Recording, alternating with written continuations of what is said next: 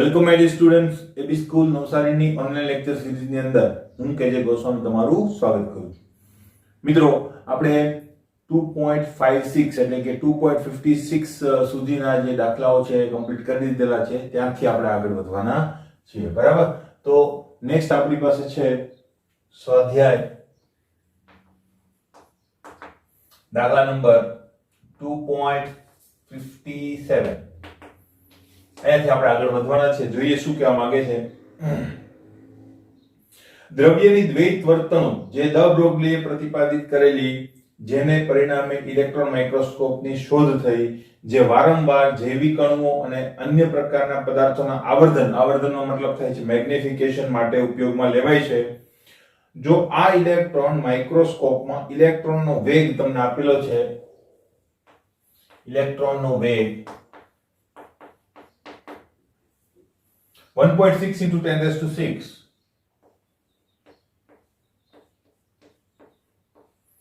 Metre પ્રતિ second અથવા તો મીટર ઇન્ટુ સેકન્ડ ઇન્વર્સ, બરાબર, હોય તો આ ઇલેક્ટ્રોન સાથે સંકળાયેલ દ બ્રોગલી તરંગ લંબાઈ શોધો. બરાબર, વેગ તમને આપેલો છે તો તમારે તરંગ લંબાઈ શોધવાની છે. બરાબર, તો બહુ સિમ્પલ છે. આગળનું ઘણું બધું લખાણ જે છે એમ કે કામનું નથી. આપણે ડાયરેક્ટ જ કરી દઈશું. બરાબર, શું કરીશું? દ બ્રોગલી સમીકરણ, દ બ્રોગલી સમીકરણ લેમ્બડા ઇઝ ઇક્વલ ટુ શું થઈ જશે? h upon p. પણ આપણે h upon p ના જગ્યાએ શું લખીએ છીએ? h upon mv. આ સૂત્રનો ઉપયોગ આપણે વધારે કરીશું. બરાબર, લેમ્બડા શોધવાનું છે, સૂત્રના કરતા જ છે એટલે આપણે સીધી કિંમતો અહીં મૂકી શકીએ. બરાબર, તો 6.626 into 10⁻⁻34 ભાગ્યા m. m એટલે કોનું દળ? ઇલેક્ટ્રોનનું દળ. તો કેટલું છે? 9.1 into 10⁻31 into v. v આપણને આપેલું છે તે જ લેવાનું છે. એ જોઈ લેવાનું, કિલોમીટર ના હોવું જોઈએ, મીટર છે. બરાબર, 1.6 into 10⁻6 ભૂલથી -6 ના થઈ જાય છે, ધ્યાન રાખો. તો આનું તમે સાદું રૂપ આપશો એટલે તમને તરંગ લંબાઈ મળી જશે મીટરની અંદર. બરાબર, જે તમારા હોમવર્કમાં નેનોમીટરમાં તમે કન્વર્ટ કરી શકો. ક્લિયર? બહુ સિમ્પલ દાખલો છે. નેક્સ્ટ ઉપર જઈએ 58. જવાબને મેચ કરી લેજો તમારી ટેક્સ્ટ બુકની પાછળ આપેલા જવાબની સાથે. બરાબર, સ્વાધ્યાય 2.58 જોઈએ શું કહેવા માંગે છે.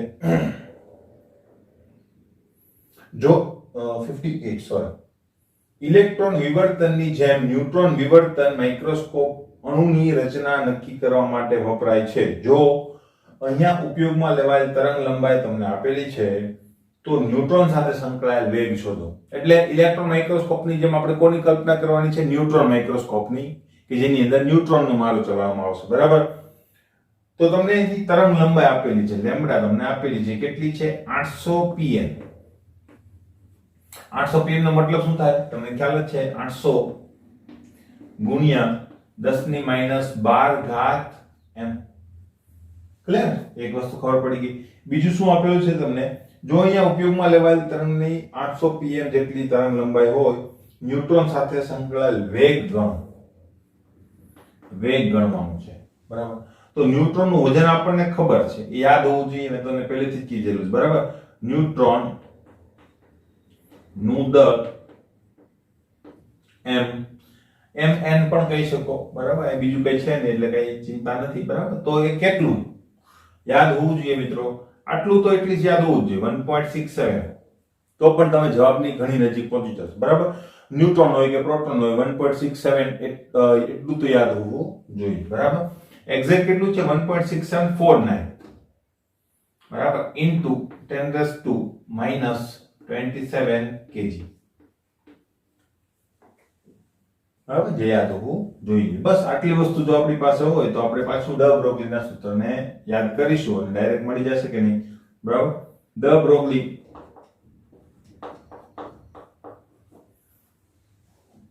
સમીકરણ લેમ્બડા ઇઝ ઇક્વલ ટુ શું છે? h upon mv. આપણે શું જોઈએ છે? વેગ. તો અહીંયા વેગ બરાબર શું થઈ જશે? h/m lambda. આની અંદર કિંમતો મૂકો, સાદુરૂપ આપો એટલે તમારો જવાબ જે તમારે હોમવર્કમાં કરવાનું છે. આન્સર શેમાં આવશે? મીટર પર સેકન્ડ. ક્લિયર? તો આ વસ્તુ પણ સેમ ટુ સેમ જેવું જ છે, એકદમ ઈઝી. નેક્સ્ટ આપણે જઈએ છે 59 ઉપર. સ્વાધ્યાય 2.59. જોઈએ શું કહેવા માંગે છે. જો બોહરની પ્રથમ કક્ષાના ઇલેક્ટ્રોનનો વેગ તમને આપેલો છે તો તેની સાથે સંકળાયેલ દ બ્રોગલી તરંગલંબાઈ શોધો. બરાબર, આ હોમવર્કમાં કરવાનું છે. પ્રથમ કક્ષા n બરાબર શું કીધેલું છે? 1. બરાબર, ઇલેક્ટ્રોનનો વેગ તમને આપેલો છે. ઇલેક્ટ્રોનનો વેગ 2.19 into 10⁶ મીટર પ્રતિ સેકન્ડ. બરાબર, અને તેની સાથે સંકળાયેલ દ બ્રોગલી તરંગલંબાઈ મેળવો. Lambda is equal to question mark same to same તમને દેખાતું હશે. બરાબર, તો અલ્ટિમેટલી તમે શોધી શકો. બરાબર, સેમ ટુ સેમ જ છે. તો તમારે હોમવર્કમાં કરવાનું છે આ હોમવર્ક. જવાબને તમારે પાછળ આપેલા જવાબ સાથે મેચ કરી શકો. બરાબર, નેક્સ્ટ આપણે જઈએ છીએ 2.60 પર. બરાબર, તો એની વાત આપણે કરીએ. સ્વાધ્યાય 2.60 જોઈએ શું કહેવા માંગે છે.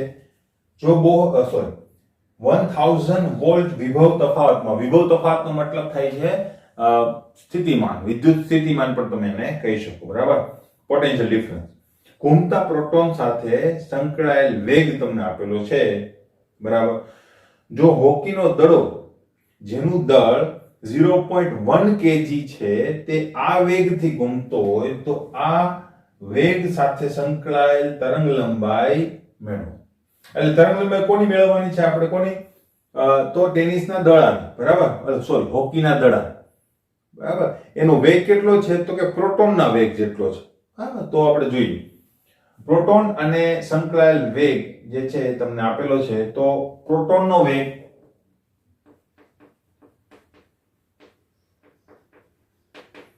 ઇઝ ઇક્વલ ટુ શું થઈ જશે? પ્રોટોનનો વેગ ઇઝ ઇક્વલ ટુ હોકીના દડાનો વેગ.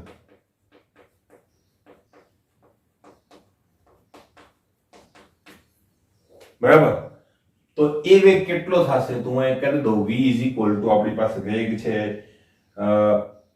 4.37 into 10⁵ મીટર પર સેકન્ડ. તો તરંગ લંબાઈ શોધો.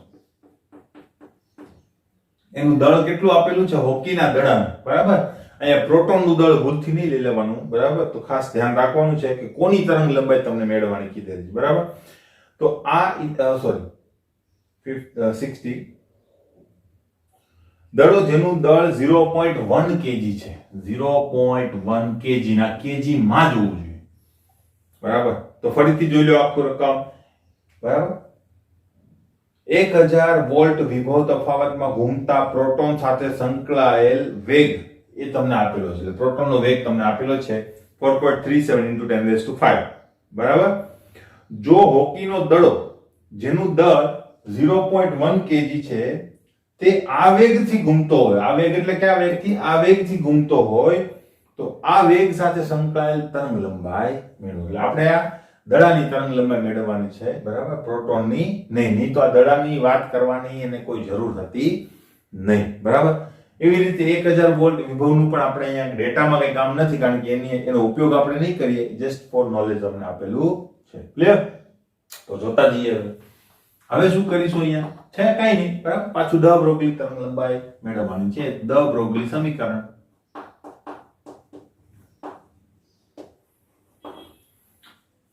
બરાબર, એટલે તમારો જવાબ આવી જશે lambda is equal two h/mv. h 6.626 into 10⁻34. આ પણ સેમ જ દાખલો છે, ખાલી આટલું લોજિક આવડવું જોઈએ, બાકી બીજી કોઈ વસ્તુ આમાં નવી છે નહીં. m બરાબર તમારે આ દળ લેવાનું છે તો 0.1, ઘણા અને 10⁻1 લખે તો એ પણ સાચું, ઇન્ટુ શું થશે? v કેટલું છે? 4.737 into 10⁵. બરાબર, તો આખી પ્રોસિજર કરશો એટલે તમારો જવાબ તમને મળી જશે બરાબર. તો એ અલ્ટિમેટલી આવશે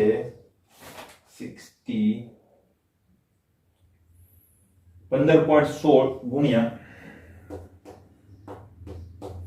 આને ભાગ્યા આ બેનો ગુણાકાર કરશો એટલે 15.16 જવાબ આવશે ગુણ્યા 5 ઉપર જાય એટલે -5 થઈ જશે. -5 અને -34 સરવાળો થશે એટલે 10 ની -39 ઘાત થશે અને આ તમારો જવાબ મીટરમાં. ફેરવવું હોય તો ફેરવી શકો તમે. 1 10 આમાંથી આને આપો એટલે 1.516 into 10⁻38 મીટર બરાબર. તો આ તમારો આન્સર થઈ જશે. ક્લિયર છે મિત્રો? નેક્સ્ટ દાખલા ઉપર જઈએ. નેક્સ્ટ દાખલા ઉપર જો જઈએ મિત્રો તો સ્વાધ્યાય દાખલા નંબર 2.61 જોઈએ શું કહેવા માંગે છે. જો ઇલેક્ટ્રોનનું સ્થાન ±0.02 નેનોમીટર થી, એટલે જો સ્થાન તમને આપેલું છે 0.002 નેનોમીટર ચોકસાઈથી બરાબર. એટલે એનો મતલબ કોનો દાખલો થશે? હાઇઝનબર્ગનો દાખલો થશે બરાબર. જો માપવામાં આવેલું હોય તો ઇલેક્ટ્રોનના વેગમાનમાં અનિશ્ચિતતા ગણો. ધારો કે ઇલેક્ટ્રોનનું વેગમાન h/4π નીચે એમ લખેલું છે ઇન્ટુ 0.05 નેનોમીટર હોય તો મૂલ્ય વ્યાખ્યાયિત કરવામાં કોઈ મુશ્કેલી થશે? જો જોઈએ આપણે પહેલા બનાવીએ. જો ઇલેક્ટ્રોનનું સ્થાન તમને કીધેલું છે તો ઇલેક્ટ્રોનનું જે સ્થાન છે એને આપણે ડેલ્ટા x અનિશ્ચિતતા ડેલ્ટા x વડે દર્શાવીએ છીએ. તો ડેલ્ટા x = 0.02 નેનોમીટર. હવે નેનોમીટરનો મતલબ શું થશે? 0.02 ઇન્ટુ 10⁻⁹ મીટર બરાબર. એટલે આપણે એ વસ્તુ ખબર પડી ગઈ. ચોકસાઈથી માપવામાં આવેલ હોય તો ઇલેક્ટ્રોનના વેગમાનમાં અનિશ્ચિતતા, વેગમાનને આપણે ડેલ્ટા p વડે દર્શાવીએ છીએ તો ક્વેશ્ચન માર્ક બરાબર. પછી શું કીધું છે? જો વેગમાન h/4π m × 10⁻05 નેનોમીટર હોય એટલે તમને કીધેલું છે કે જો વેગમાન કેટલું હોય? h/4π નીચે એમ લખેલું છે જસ્ટ ફોર અલગ કરવા માટે બરાબર. લખો ના લખો કે ફરક નહીં પડે. ગુણ્યા 0.05 નેનોમીટર. તો આ વેગમાન માપવામાં મુશ્કેલી થશે? આવો ક્વેશ્ચન છે. તો જોઈએ આનું પહેલા સોલ્યુશન આપણે કેવી રીતે કરીશું બરાબર. તો જોઈએ પહેલી વાત બરાબર કે શું આપેલું છે. તો પહેલા તમને ડેલ્ટા p મેળવવાનો કીધો છે તો એ ડાયરેક્ટ હાઇઝનબર્ગના સિદ્ધાંતથી આપણે મેળવી શકીએ બરાબર. તો હાઇઝનબર્ગના સિદ્ધાંત મુજબ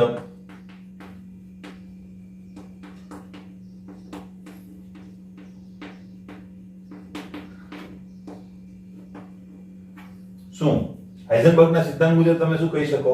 તો કે delta x into delta p is greater than or equal to બરાબર. એટલે અલ્ટિમેટલી યાદ રાખજો ખાસ અહીંયા આપણે લખવાના છે ઇઝ ઇક્વલ ટુ બરાબર, પણ છે શું? Less than or equal to. Clear? તો આ વસ્તુ ખાસ ધ્યાન રાખજો. h/4π બરાબર. હવે શું કરવાના છે?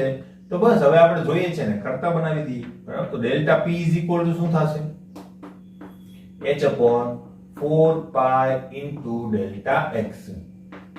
કિંમતો મૂકીએ 6.626 ઇન્ટુ 10⁻34 ભાગ્યા 4 into 3.14 into delta x is equal two શું થશે? 0.02 ઇન્ટુ 10⁻9 બરાબર.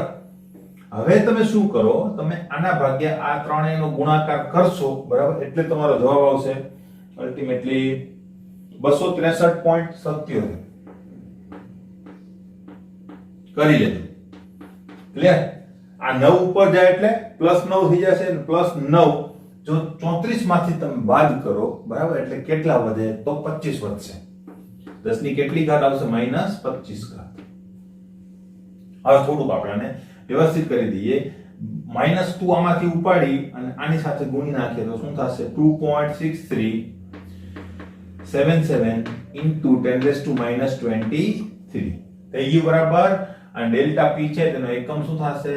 મીટર ઇન્ટુ કેજી પર સેકન્ડ. ક્લિયર? આ આપણો પહેલો જવાબ આવી ગયો કમ્પ્લીટ બરાબર. એટલે એનો કોઈ ઇશ્યુ હવે નથી. આપણો પહેલો જવાબ. હવે બીજા ઉપર આવે કે જો વેગમાન આટલું હોય એટલે વેગમાન તમને આપી દીધું છે. જો આટલું વેગમાન હોય તે માપી શકાશે. શું કહેવા માંગે છે? તમને હું એમ કહું કે મારી પાસે એક સ્કેલ છે કે જેની અંદર દરેક કાપા વચ્ચેનું અંતર, એક સ્કેલ છે એની અંદર દરેક કાપા વચ્ચેનું અંતર 1 સેન્ટીમીટર છે. એની વચ્ચે કોઈ કાપો નથી. 2 સેન્ટીમીટર, 3 સેન્ટીમીટર, 4 સેન્ટીમીટર, 5 સેન્ટીમીટર. તમને હું એમ કહું કે મારે લંબાઈ માપવી છે. કઈ લંબાઈ માપવી છે? તો મારે તારની જાડાઈ માપવી છે. આટલી લંબાઈ માપવી છે. આટલી બરાબર. તો એ માપી શકાશે? તો તમે કહેશો ને કે સર આ સ્કેલ થી આ માપી શકાશે નહીં. કેમ? તો કે અહીંયા જે માપ છે નાનામાં નાનું, એના કરતા તો આ માપ કેવું છે? નાનું છે. બરાબર. એટલે એમ કહી શકાય કે તમારા આ સ્કેલની મદદથી માપ લેવાની અનિશ્ચિતતા કેટલી થશે? તો કે 1 સેન્ટીમીટર. એનાથી નાનું માપે લઈ શકતું નથી. તો આ સ્કેલ વડે આ માપ લઈ શકાશે નહીં. એનો મતલબ આ માપ માપવામાં આ સ્કેલ વડે મુશ્કેલી સર્જાશે એમ કહેવાય કે નહીં? બરાબર. તો એ જ વસ્તુ અહીંયા આપણને શીખવાડવાની છે. આપણને અનિશ્ચિતતા મળી ગઈ કે નહીં? હવે જો વેગમાન, જે ઓરિજિનલ વેગમાન છે એ આટલું હોય તો એ આ પ્રકારના માઇક્રોસ્કોપની મદદથી આપણે માપી શકીશું. બરાબર. અનિશ્ચિતતા આટલી છે તો મપાશે. જોઈએ. બરાબર. જો વેગમાન આટલું હોય તો શું થશે? બરાબર. તો બીજા પાર્ટ ઉપર આપણે જોઈએ. જો p કેટલું? તો કે h/4 પાઈ 0.05 નેનોમીટર છે. એટલે હું 10⁻⁹ મીટર લખી દઈશ. બરાબર. હવે આની અંદર શું મૂકી દઈશું? કિંમત મૂકી દઈશું. શું મૂકીશ કિંમતની અંદર? તો 6.626 into 10⁻34 ભાગ્યા 4 into 3.14 into 0.05. આ કાંથી એવું ખબર પડી? પાઈની વેલ્યુ છે. બરાબર. બહુ વેલ નોન વેલ્યુ છે. 0.05 ગુણ્યા 10⁻⁹. હવે આના ભાગ્યા આનો ગુણાકાર તમે કરશો એટલે તમારો જવાબ આવશે અહીં 10.5509. કરી લેજો. પોઈન્ટ પછી છે ને 4 આંકડા લખવાનો એક પ્રયત્ન કરવાનો અથવા તો ટેવ રાખવાની. અને 4 આંકડા લખતી વખતે રાઉન્ડ ફિગર નહીં કરવાનો. બરાબર. એટલે માનો 5 કે 6 કે 7 હોય તો એક ઉમેરી દઈએ છીએ આપણે. એવું કઈ કરવાનું નહીં. જે આંકડા હોય એ 4 આંકડા લખવાના. પોઈન્ટ પછીના, પોઈન્ટ પહેલાના તો બધા લખવાના. પોઈન્ટ પછીના જે આંકડાઓ છે એમાં 4 આંકડા લખવાની ટેવ પાડજો તો તમે જવાબની ઘણા નજીક પહોંચી શકશો. બરાબર. આટલું થઈ ગયું. 10⁻⁹ ઉપર જાય એટલે +9 થશે અને અહીંયા કેટલો આવશે જવાબ? 10⁻25. જેવું અહીંયા હતું એ જ રીતે ટાઈપ કરો. પણ અહીંયા 10 છે તો હું એને જો કન્વર્ટ કરું વૈજ્ઞાનિક અંક પદ્ધતિમાં તો આમાંથી -1 ઉઠાવીશ હું. બરાબર. અને આની સાથે ગુણી નાખીશ તો અહીંયા વધશે કેટલા? 10⁻⁴ મીટર ઇન્ટુ કેજી પ્રતિ સેકન્ડ. ભાઈ તમે એક વસ્તુ જોઈ શકો છો કે અનિશ્ચિતતા વધારે છે અને આ માપ ઓછું છે. જો -24 નો મતલબ આના કરતા ઓછું માપ થાય કે નહીં? સિમ્પલ કહું તમને, ઘાત વધારે હોય 10⁻⁴ અને 10⁻², તો આમાં આને કહેવાય 0.1. તો આને શું કહેવાશે? 0.01 કહેવાય કે નહીં? તો આ માપ ઓછું. તો એનો મતલબ આ વધારે છે ને આ કેવું છે? ઓછું માપ છે. બરાબર. તો શું કહી શકીએ કે વેગમાન તો આના કરતા પણ ઓછું છે. એનો મતલબ મેં કીધું એ રીતે કે લંબાઈ જે છે એ આના કરતા કેવી છે? ઓછી છે. બરાબર. એટલે માપનમાં મુશ્કેલી સર્જાશે. તો હું અહીં શું લખીશ હવે? બરાબર. આમ વેગમાન એ ડેલ્ટા પી ની અનિશ્ચિતતા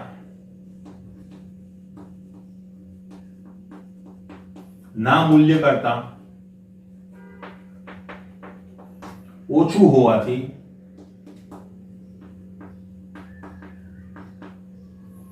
માપનમાં મુશ્કેલી સર્જાશે. ક્લિયર? હવે આપણું જે સમ છે કેવો થઈ ગયો? કમ્પ્લીટ. ક્લિયર? નેક્સ્ટ ઉપર જઈએ. નેક્સ્ટ દાખલા ઉપર જો જઈએ મિત્રો 2.62 સ્વાધ્યાય 2.62 શું કહેવા માંગે છે જોઈએ. બરાબર,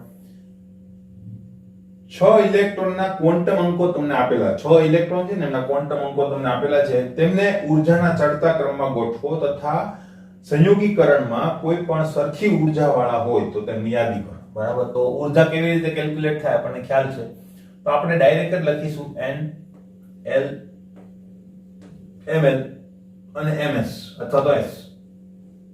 તમને આપેલા છે 1 2 3 4 5 અને 6. બરાબર, n ની વેલ્યુ આપેલી છે 4 3 4 3 3 4 4 3 4 3 3 4. બરાબર, l ની વેલ્યુ છે 2 2 1 2 1 1 2 2 1 2 1 1. બરાબર, ml ની વેલ્યુ છે -2 0 1 -2 0 1 -2 1 0 -2 1 0 -2 -1 0 -2 -1 અને 0. ms ની વેલ્યુ તમને આપેલી છે -1/2 +1/2 +1/2 -1/2 -1/2 +1/2 +1/2 -1/2 અને +1/2. આટલી વેલ્યુ આપેલી છે. તો તમને એમ કીધું છે કે આ જે ક્વોન્ટમ અંકો છે ને ઊર્જાના ચડતા ક્રમમાં ગોઠવો. બરાબર, તો ઊર્જા કેવી રીતે કેલ્ક્યુલેટ થાય તો તમને ખ્યાલ છે n + l પરથી. બરાબર, તો આપણે એક કોષ્ટકની અંદર ઉમેરી દઈશું n + l. તો n + l કેટલું થશે તો અહીંયા જોઈ લઈએ આપણે 6. આના માટે 5, આના માટે 5, આના માટે 5, આના માટે 4, આના માટે 5. ક્લિયર? બીજી વાત પણ આપણને ખબર છે કે જ્યારે n + l ની વેલ્યુ સેમ આવે ત્યારે આપણે કોની વેલ્યુ જોઈએ છે? n ની વેલ્યુ જોઈએ છે. બરાબર, તો આપણે જોઈ લઈએ. બરાબર, ઊર્જાનો ચડતો ક્રમ, નંબર તમને આપેલા છે, નંબર વાઇઝ જ આપણે લઈશું. ચડતા ક્રમમાં નાનાથી મોટા તરફ જવાનું હોય તો સૌથી ઓછી ઊર્જા કોની થશે? તો આમાં સૌથી ઓછી વેલ્યુ કઈ દેખાય છે? 4. તો એ કેટલા નંબર માટે છે? તો 5. તો આ એક વેલ્યુ થઈ ગઈ સૌથી ઓછી. પછી કઈ વેલ્યુ આવશે? જોજો, ખાસ વેલ્યુ છે 4. બરાબર, હવે કઈ વેલ્યુ આવશે? 5. તો 5 વેલ્યુ ની અંદર આપણે 4 કેન્ડિડેટ છે, તો 4 કેન્ડિડેટમાં n ની વેલ્યુ ઓછી કોની છે? તો જો આની 4 છે, આ ધ્યાન રાખો, આ છે, આ છે, આ છે, આ છે. બરાબર, તો આમાં 4 3 4 4 4 3. બરાબર, તો n ની વેલ્યુ ઓછી કોની છે? આની. એટલે આના કરતા આ બંનેની ઊર્જા કેવી છે? ઓછી. ને આ બંનેની ઊર્જા કેવી થઈ જશે? પાછી સેમ. જો બરાબર, તો અલ્ટિમેટલી આ બંનેની ઊર્જા સેમ થશે. તમે કોઈ પણ રીતે લખી શકો. તો હું અહીં લખું છું 2 = 4. બરાબર, 2 = 4. કેવી રીતે ખ્યાલ આવી ગયો હશે? પછી કોણ આવે છે? આ બંને 4 વાળા. તો એ બંનેની ઊર્જા પણ સેમ છે. જો બરાબર, તો 3 અને 6, તો 3 = 6. ક્લિયર? હવે 5 નંબરનું કામકાજ પૂરું. સૌથી વધારે ઊર્જા કોની છે? તો કે 1 નંબરની. તો આ ચડતો ક્રમ થઈ ગયો. બરાબર, અને તમને કીધું છે કે સમાન ઊર્જા વાળા જે સેટ છે એના માટે એને અલગ રાખો. તો સમાન ઊર્જા ધરાવતા સેટ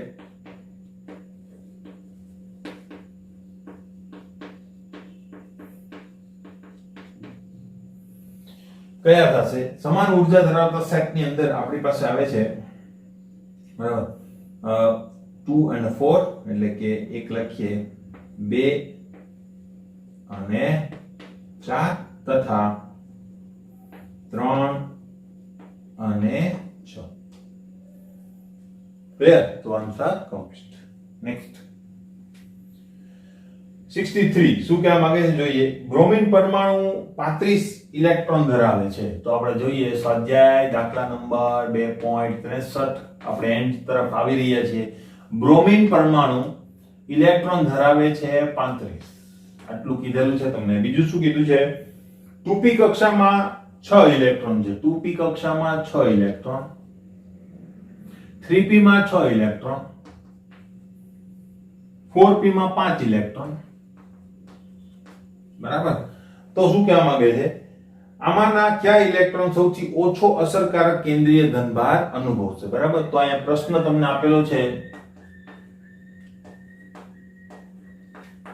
કયા ઇલેક્ટ્રોન સૌથી ઓછો અસરકારક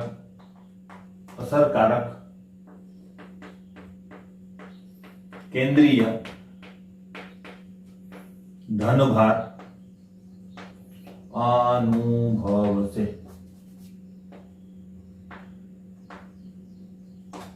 બરાબર. તો અહીં આન્સર શું થશે? આન્સર ઇઝ 4p ના 5 ઇલેક્ટ્રોન. કેમ? કારણ જો પૂછે, જો પૂછેલું નથી પણ કારણ પૂછે, લખવું હોય તો શું લખી શકાય કે 3 p કક્ષકો પૈકી 4p ની અંદર મુખ્ય ક્વોન્ટમ આંક n નું મૂલ્ય કેવું છે? સૌથી વધારે. માટે એ ઇલેક્ટ્રોન જે છે એ કેન્દ્રથી સૌથી વધુ અંતરે આવેલા હોય છે. માટે અંતર વધારે તો આકર્ષણની માત્રા કેવી હોય છે? ઓછી. એક વાત. બીજું, ચોથા શક્તિ સ્તરની ઉપર શિલ્ડિંગ અસર એટલે કે સ્ક્રીનિંગ અસર પણ ઉત્પન્ન થાય, જેના લીધે પણ કેન્દ્રની જે અસરકારકતા છે એ કેવી થઈ જાય છે? ઓછી થાય છે. તો આ બે ફેક્ટર થશે. એક તો અંતર, બીજું શિલ્ડિંગ અસર, જેના લીધે ચોથા શક્તિ સ્તરની જે અસરકારકતા જે છે કેન્દ્રની એ કેવી થઈ જાય છે? ઓછી. ક્લિયર? તમારે કારણ આપવું તો આપી શકો, નહીં તો એક સિમ્પલ ફંડા છે કે n નું મૂલ્ય વધારે હોય, બરાબર, તો અલ્ટિમેટલી કેન્દ્રનું જે અસરકારક ઘન વીજભાર જે છે એ કેવો હશે? ઓછો હશે. ક્લિયર? આ સિમ્પલ ફંડા. અને કારણ આપવાનું પૂછે તો બે કારણ તમે આપી શકો, અંતર અને સ્ક્રીનિંગ અસર. બરાબર. કોઈને લખવું હોય તો હું હમણાં જ બોલ્યો તે પ્રમાણે તમે લખી શકો. બરાબર. સ્વાધ્યાય 2.64 શું કહેવા માંગે છે જોઈએ. નીચેની કક્ષકોની જોડમાંથી કઈ જોડ વધુ અસરકારક કેન્દ્રીય ભાર અનુભવશે? બરાબર. કઈ જોડ વધુ અસરકારક કેન્દ્રીય ભાર અનુભવશે? અસરકારક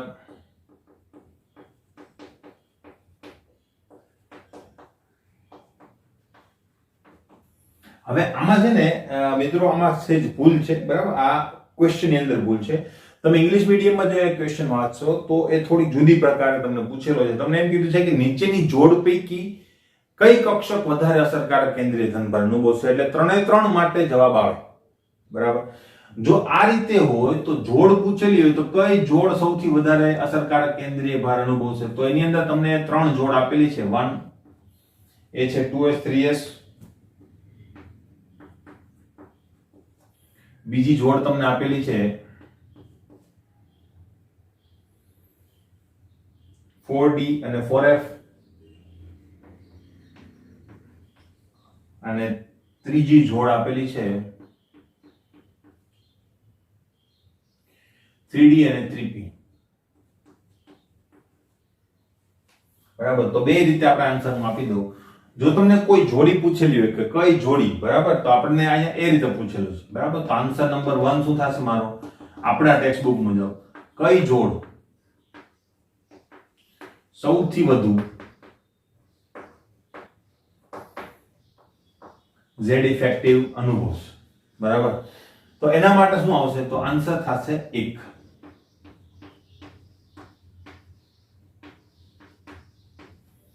શા માટે? તો હમણાં વાત કરીએ પ્રમાણે ક્વોન્ટમ અંકો ઓછા તો અલ્ટિમેટલી કેન્દ્રીય ધનભાર વધારે અસરકારક હશે. ક્લિયર? તો આ આન્સર નંબર 1 થઈ ગયો કે જે આપણી ટેક્સ્ટ બુક ને અનુરૂપ છે. આન્સર નંબર 2 કે જે ઓરિજિનલ તમને પૂછેલું છે ઇંગ્લિશ મીડિયમની NCERT ટેક્સ્ટ બુક ની અંદર. શું કહેવા માંગે છે? આ જોડ પૈકી હું અહીં લખું છું. બરાબર. જોડમાંની કઈ કક્ષક વધુ Z ઇફેક્ટિવ અનુભવશે?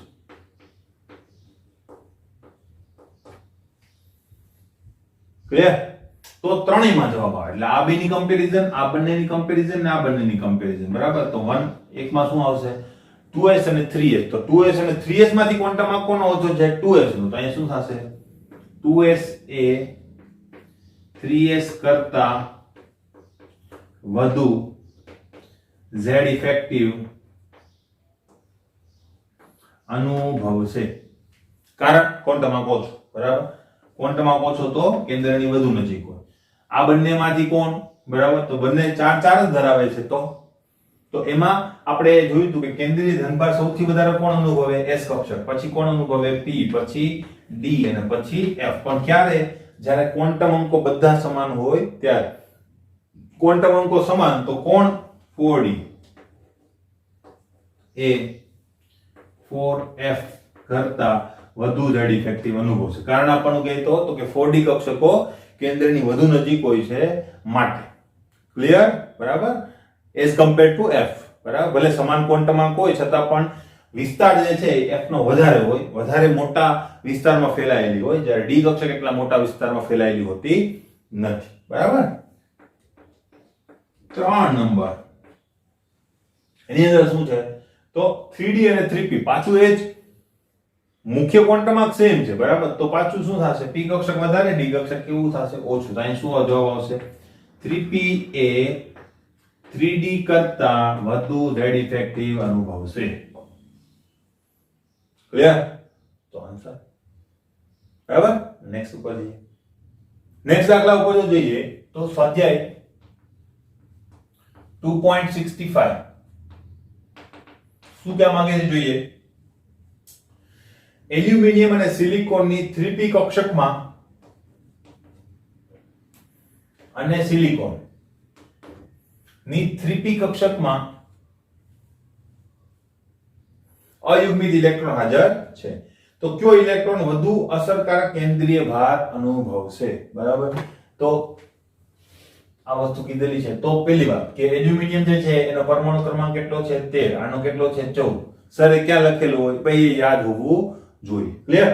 તો એલ્યુમિનિયમ ને સિલિકોન બંનેની 3p કક્ષકમાં ઇલેક્ટ્રોન રહેલા છે. તો કોણ વધારે અસરકારક કેન્દ્રીય ધનભાર અનુભવશે? બરાબર? તો શું છે? તો જો સિમ્પલ, એલ્યુમિનિયમ કરતા જો બંનેની 3p કક્ષક એનો મતલબ n નું મૂલ્ય સેમ, l નું મૂલ્ય સેમ, બરાબર? મુખ્ય ક્વોન્ટમ આંક પણ સેમ, એનો મતલબ અંતર સમાન, અને p એનો મતલબ l ની વેલ્યુ સમાન. તો અહીંયા n + l અલગ નથી થતું અને બીજી કોઈ રીતે, કારણ કે આપણા બે ફેક્ટર હતા આપણે હમણાં જોયું એની અંદર, બરાબર? એક તો આપણે n નું વેલ્યુ જોતા હતા પહેલા, અને ત્યાર પછી s કક્ષક વધારે, p કક્ષક ઓછું, એવી રીતે આપણે જોતા હતા, બરાબર? અલ્ટિમેટલી અહીંયા તો બધું સેમ છે.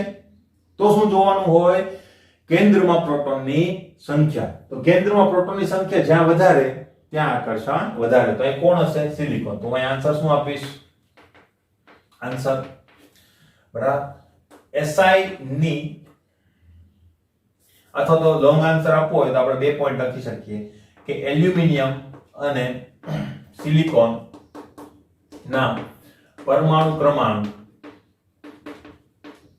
અનુક્રમે 13 અને 14 છે. બરાબર? માટે Si ના કેન્દ્રમાં પ્રોટોન ની સંખ્યા વધુ હોવાથી 3p કક્ષક માં રહેલ અયુગ્મિત ઇલેક્ટ્રોન એલ્યુમિનિયમ કરતા વધુ અસરકારક કેન્દ્રીય ધનભાર અનુભવે છે. ક્લિયર? બરાબર? તો આપણો આન્સર. નેક્સ્ટ ઉપર જઈએ. 66 શું કહેવા માંગે છે? અયુગ્મિત ઇલેક્ટ્રોનની સંખ્યા નિર્દેશો. બરાબર? નંબર 2.66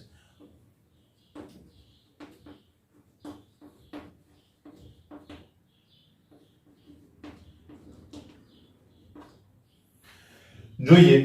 આમાં ખરેખર તમારે ઇલેક્ટ્રોન રચના દોરવાની હોય પણ દોર્યા વગર આપણને ખબર પડી જવી જોઈએ કારણ કે આ બધા એમસીક્યુ ના પ્રશ્નો છે મિત્રો, બરાબર? તો ખાસ આપણને પ્રેક્ટિસ હોવી જોઈએ. તો એ તમને આપેલું છે ફોસ્ફરસ, બરાબર? ફોસ્ફરસ એનો પરમાણુ ક્રમાંક યાદ હોવો જોઈએ 15 p15, બરાબર?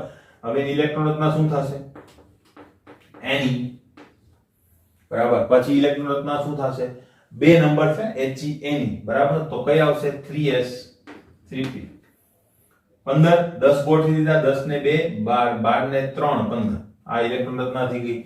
તો આ તો ફૂલ ભરાઈ ગયેલી હશે. એક રચના હું તમને દોરી દઉં કદાચ, બરાબર? તો is કક્ષક 3s, તો એ તો ફૂલ ભરાઈ ગયેલી હશે કે નહીં, બરાબર? p કક્ષક જે છે એને થોડોક જગ્યા મૂકીને આપણે જો દોરીએ 3p, તો એની અંદર હુનના નિયમ મુજબ જો આપણે દોરીએ તો 1 2 3 ત્રણે ત્રણ અયુગ્મિત ઇલેક્ટ્રોન છે કે નહીં, બરાબર? તો હું અહીં લખું કે અયુગ્મિત ઇલેક્ટ્રોનની સંખ્યા કેટલી થશે? 3, બરાબર? તો અહીંયા દર્શાવી દો અયુગ્મિત ઇલેક્ટ્રોનની સંખ્યા કેટલી થશે? 3 ઇલેક્ટ્રોન, બરાબર? હવે કોણ છે મારી પાસે? Number B. પછી છે મારી પાસે સિલિકોન, જે હમણાં વાત થઈ તે પ્રમાણે, બરાબર? 14. તો એની ઇલેક્ટ્રોન રચના એની વાળી થશે કારણ કે 10, બરાબર? 3s અને 3p 10 10 ને 2 12, 12 ને 2 14. તો આની અંદર બે જ ઇલેક્ટ્રોન આવશે કે નહીં? તમે ઉપર જોઈ શકો છો. ત્યાં કેટલા ઇલેક્ટ્રોન થશે? બે ઇલેક્ટ્રોન, કારણ કે આ પ્રકારની ઇલેક્ટ્રોન રચના થશે કે નહીં?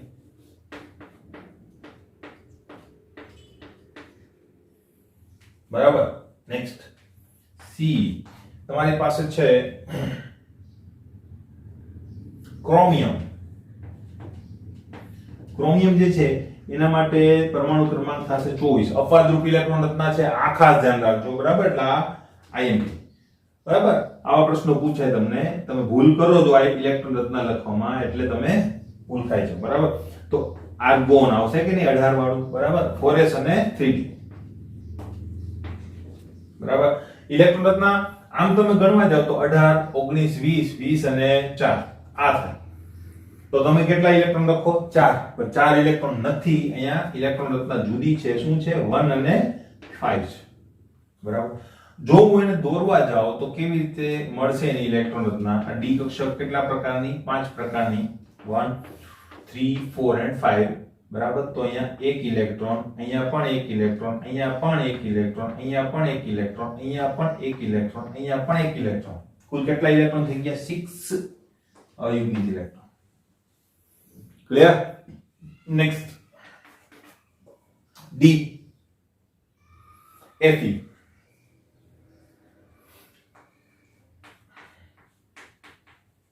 પરમાણુ ક્રમાંક 26. તો ઇલેક્ટ્રોન રચના શું થશે? AR, બરાબર? 18 લેવું પડશે અહીંયા. 18 ની ઉપર પછી શું થાય? KR. KR તો 36 થઈ જાય, બરાબર?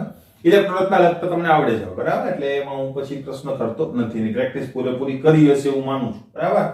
હવે 4s અને 3d થશે કે નહીં પાછું? એ કેવી રીતે મળવાનું છે એ તમને મેં કીધેલું છે, બરાબર? એ તમારે પ્રેક્ટિસ કરવી પડશે. આર્ગોન પછી બે અહીંયા આપવું એટલે 20 20 ને 6 26. તો અહીંયા તમે ઇલેક્ટ્રોન રચનાને જો દોરો તો બે ઇલેક્ટ્રોન અહીંયા છે, અયુગ્મિત તો કોઈ છે જ નહીં, બરાબર? ડી કક્ષકમાં તમે જુઓ તો ડી કક્ષકની અંદર 1 2 3 4 5 હવે યુગ્મિત થશે એટલે કુલ કેટલા ઇલેક્ટ્રોન અયુગ્મિત છે? આપણી પાસે 4 ઇલેક્ટ્રોન અયુગ્મિત છે. વ્યવસ્થિત લખવાનું છે, બરાબર? ક્લિયર? એટલે આની નીચે આવવું જોઈએ. ક્લિયર? બરાબર વ્યવસ્થિત રીતે તમે લખવાનું છે. ક્લિયર છે? એક E શું આપેલું છે આપણને? ક્રિપ્ટોન. ક્યારની જો વાત કરીએ તો પરમાણુ ક્રમાંક કેટલો થશે મિત્રો? 36. તો ઇલેક્ટ્રોન રચના મેં તમને કીધેલું હતું, આ ઇલેક્ટ્રોન રચના મેં લખાવેલી પણ છે. આર્ગોન, બરાબર? 4s 3d અને 4p આ કક્ષકો આવશે અહીંયા. એ કેવી રીતે આવે છે મેં તમને કીધેલું છે, ns n-1d અને np. ક્લિયર? તો 4s તો 18 ને 2 20 20 ને 10 સમાશે કે નહીં? વધુમાં વધુ, બરાબર? તો કેટલા થશે? 30 30 અને 6 36. ક્લિયર? તો તમે જોઈ શકો છો બધી જે કક્ષકો છે ફૂલ છે, અને ફૂલ કક્ષકોમાં અયુગ્મિત ઇલેક્ટ્રોન હોતા નથી તો અહીંયા અયુગ્મિત ઇલેક્ટ્રોનની સંખ્યા કેટલી થઈ જશે મિત્રો 0. ખાસ ધ્યાન રાખવાનું છે, અહીંયા લખવાના, એમાં કોઈ અયુગ્મિત ઇલેક્ટ્રોન નથી. ક્લિયર છે મિત્રો? બરાબર. તો અહીંયા સુધી આપણે લઈએ. નેક્સ્ટ આપણી પાસે છે 67 લાસ્ટ. બરાબર. તો હવે એની વાત કરીએ. લાસ્ટ બટ નોટ લીસ્ટ, સ્વાધ્યાય 2.67. આખરે લાસ્ટ દાખલા ઉપર આવી ગયા આપણે. 67 દાખલાઓ આપણે કર્યા છે. બરાબર. n બરાબર 4 સાથે કેટલી પેટાકોષો સંકળાયેલી છે? n બરાબર 4 ધરાવતા પેટાકોષના ms નું મૂલ્ય -1/2 ધરાવતા કેટલા ઇલેક્ટ્રોન હશે? તો બે વસ્તુ કીધેલી છે, તો બંને આપણે લખી લઈએ. પહેલા આ કાઢી નાખું છું, હવે તમે લખી લેજો. બરાબર. ચાલુની અંદર આ કાઢી નાખું છું એટલે મને જગ્યા મળી જાય. તો એ તમને આપેલું છે કે n બરાબર 4 સાથે કેટલી પેટાકોષ? પેટાકોષનો મતલબ થાય છે કક્ષકો. બરાબર. તો એ કેટલી હોય? તમે પેલી લાંબી રીત પણ કરી શકો કે n બરાબર 4, l બરાબર 0 1 1 2 3, પછી એના માટે કક્ષકો લખો અને એનો સરવાળો કરો, અથવા ડાયરેક્ટ લખી શકો. બરાબર. પેટાકોષની સંખ્યા is equal to n square. આ સૂત્ર મેં લખાવેલું છે. તો 4 નો square is equal to 16. Answer. બરાબર. બી શું કહેવા માંગે છે કે ભાઈ n બરાબર 4 ધરાવતા પેટાકોષમાં ms નું મૂલ્ય જો -1/2 હોય તો એવા કેટલા ઇલેક્ટ્રોન હશે? n બરાબર 4 અને ms is equal to -1/2 ધરાવતા ઇલેક્ટ્રોન. બરાબર. તો હવે એ જોઈ લઈએ કે કેટલા ઇલેક્ટ્રોન એમાં હશે. તો મિત્રો દરેક કક્ષા કેટલી છે? પેટાકોષ 16. બરાબર. તો 16 ની અંદર એક ઇલેક્ટ્રોન એવો હશે કે જે -1/2 હશે. બરાબર. બીજો ઇલેક્ટ્રોન તો +1/2 હશે. એટલે દરેક કક્ષામાં બે ઇલેક્ટ્રોન સમાય, એક +1/2 એક -1/2. તો આપણે જો -1/2 ની કેલ્ક્યુલેશન કરવી હોય તો એક કક્ષકમાં એક ઇલેક્ટ્રોન આવે, એનો મતલબ કક્ષકોની સંખ્યા જેટલી જ સંખ્યા શું હશે? ms બરાબર -1/2 ધરાવતા ઇલેક્ટ્રોનની સંખ્યા. તો હું અહીંયા એક વાક્ય લખીને આન્સર લખી દઈશ. બરાબર. એક પેટાકોષમાં એક ઇલેક્ટ્રોન માટે ms is equal to -1/2 હોય છે. માટે શું કહી શકીએ આપણે? માટે બરાબર આવા ઇલેક્ટ્રોનની સંખ્યા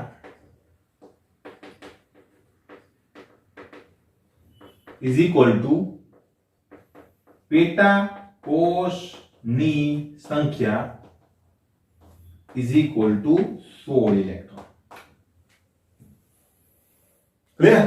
તો અહીંયા આપણું સ્વાધ્યાયનું કામકાજ જે છે એ કમ્પ્લીટ થાય છે.